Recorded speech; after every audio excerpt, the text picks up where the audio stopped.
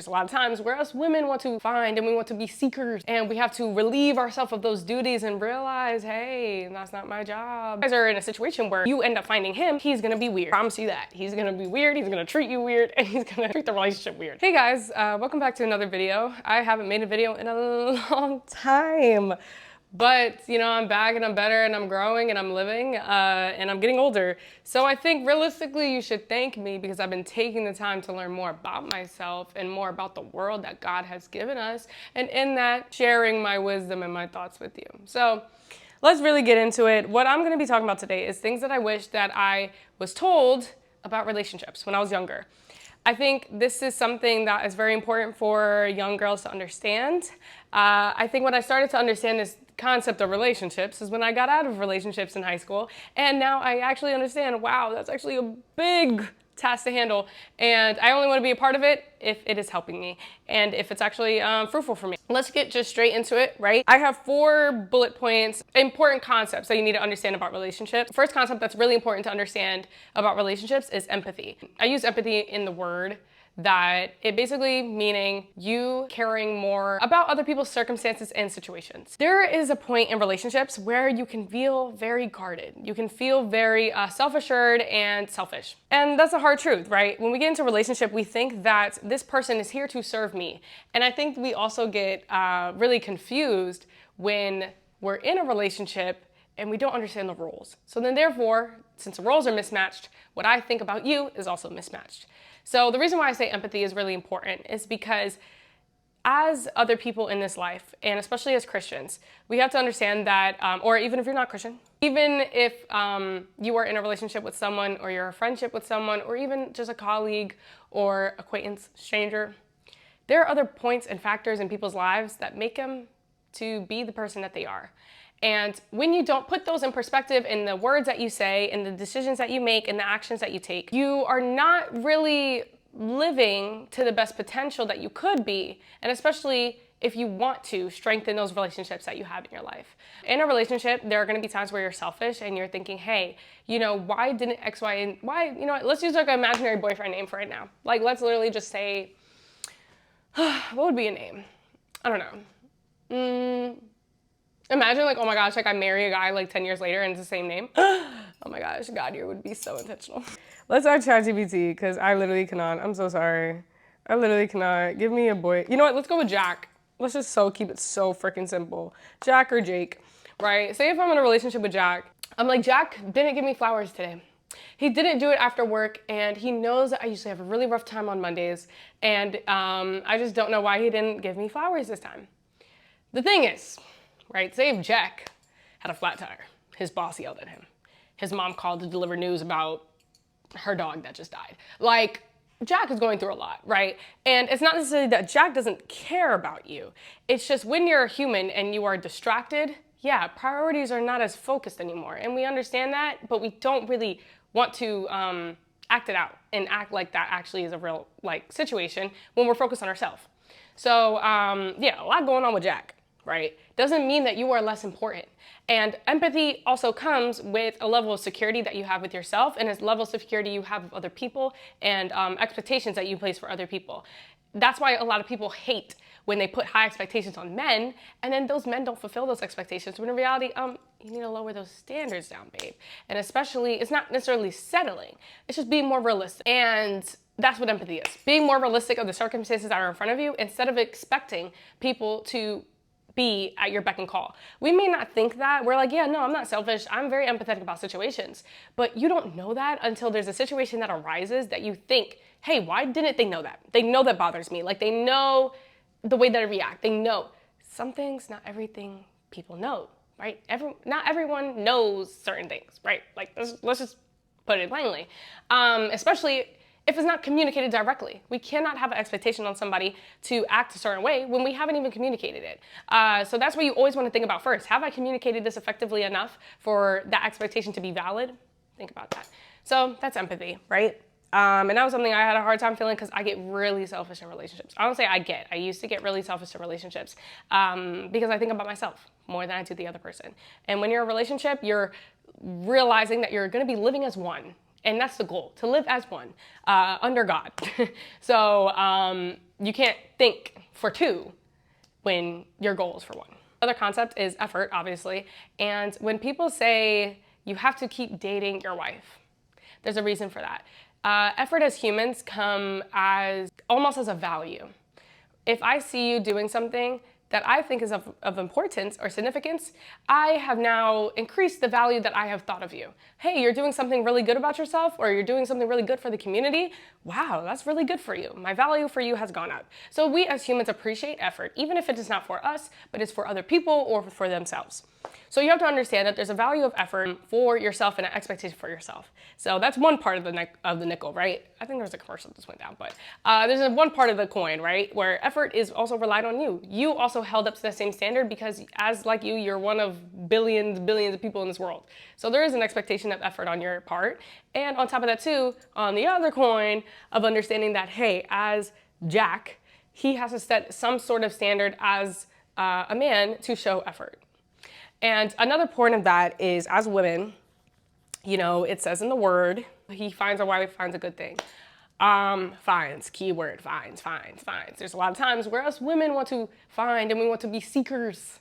And we have to relieve ourselves of those duties and realize, hey, that's not my job. And even if you are a woman and you believe that your job is to seek men, it doesn't matter because men don't believe that. They really don't internally believe that their job is to be found. They don't. So realistically, if you want to go start seeking a man, yeah, you're not going to find the man that you're looking for because I promise you, he thinks that he needs to be finding you. And if he finds, if you guys are in a situation where you end up finding him, he's going to be weird. Promise you that. He's going to be weird. He's going to treat you weird and he's going to treat the relationship weird. And you're not going to trust it because it's abnormal for him. So, and when people are in abnormal situations, they're not going to act normal, duh. So yeah, and effort is consistent, effort is intentional. So really think about that, especially if you are in a time in your life where you cannot give time and you cannot give intentionality, brain power into something. Sometimes relationships are not the best ordeal. Again, relationships, you're really never ready for a relationship to a degree. In God's eyes, it's different, but for us, we don't have that same type of radar. But you still have to know more about yourself and be self-aware to know that, am I ready to give this intentionality and this purpose to this relationship? Thirdly, I love this one. Growth. I hate the term. I say this all the time. I hate the term, he's my other heart. He's my half of my heart. When you get the two little necklaces and then there's like two hearts and then you bring them together and it's a full heart. So then like when you're together, like you're together in your full heart. No, I'm my full heart myself. I have a heart beeping in here. Beeping. I'm not no machine. I have a heart pumping right in here. I have my whole heart. Thank you. No other man is going to be my other half. Sorry. And if we really want to talk about it, 1 times 1 times 1 equals 1 times 1 equals 1. Yeah, we could do that 1 plus 1 equals 2, but that's physical, right? That's physical.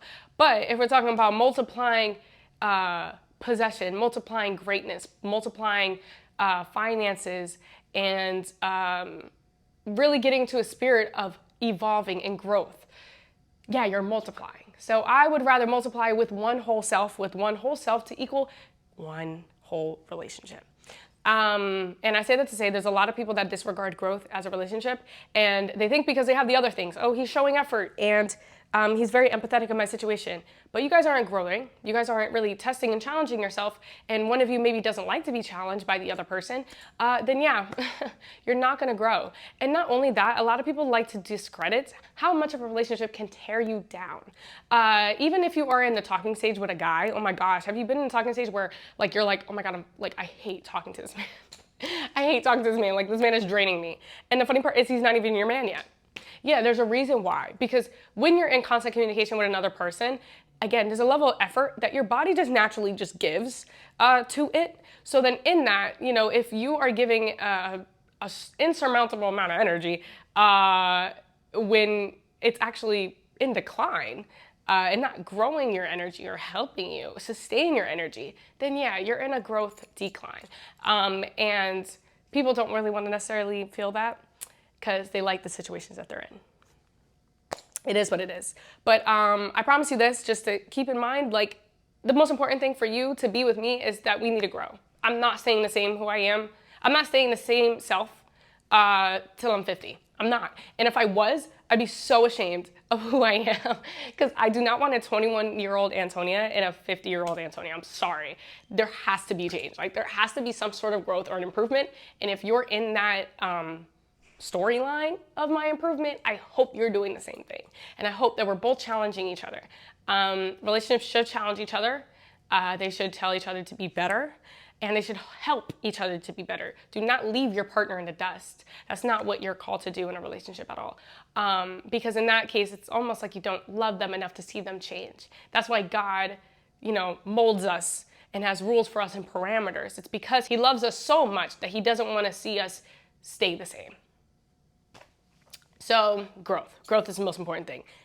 Focus on growth. If you focus on that, if this man doesn't make you grow, leave that man alone. Hello. Lastly, this is like the more positive portion about relationships, is that relationships are a necessity. Necessity. There's a couple points to this. Another coin flippy. I'll use one thing first. In the word, it says that man shall not be alone. You were not made to be alone. And Lord does not want us to be alone. I'll say that there are different callings on people's lives, right? And different situations on why either romantic relationships have gone the way they do, and even friendships gone the way they do. But realistically, the Lord says that you shall not be alone. So we're going to take that as his word. Another portion of it. Relationships are a necessity, so it's not all we hate men. I'm sorry. And I will say I'm sorry to myself too, because I used to say that. I used to say I hate men. No, that's not healthy. It's not secure. It's not healthy. It's not helpful. There is necessity for men, and there is necessity for relationships. Like I said before, if you are in a relationship that especially is focused on growth of community, growth of your children, who are the next generation, anyone around you, if a relationship is helping you grow someone else, that relationship is necessary, because that relationship was called to help a certain need that the Lord needed hands-on. So yeah, relationships are a necessity. I think a lot of people also, since we're in this dating scene where a lot of people think we need to just be single for the rest of our lives, that's another portion of it. No, we need to be in relationships, but cautiously and intelligently. Can't just be in every single one of relationships, but you cannot also be alone till you're 50 and now you're unk with no auntie. And that's embarrassing. That's embarrassing. So, that's when you get to an old age and you really, and people do say, even not even the old heads, new heads, we still think if you're 60 and you're not married or something like that, you okay, gang? What's up? You know what I'm saying? Unless you're a widow or maybe you're just freshly divorced, obviously those circumstances come into it and you pray for people that are in those circumstances, but, it's scary. So, and we all inherently know that, but we don't want to live it. We don't want to live like relationships are a necessity, but they are. And if you keep bashing relationships and bashing men, do you think the Lord will place his son in your hands? No, not at all. So really get rid of that hurt, trauma in that heart. For you to really, truly love the way that you're supposed to do as a woman, and really just unconditionally love. And that's what women, not to say that we're known for, but we are. We're known to love. And you can love in a certain way. We all love in different ways, but you would do not only a disservice to yourself, but a disservice to other people if you don't be who God called you to be. You don't need a man, you want a man, but the Lord wants you to have a man. Recognize that. So, yeah, that's pretty much it. I hope you guys enjoyed this video. I hope you took something from it, because I know I did, especially when I learned it. And I got called out by my mentees and my mentors and God. So I hope you have a great rest of your day and hope to see you in the next video.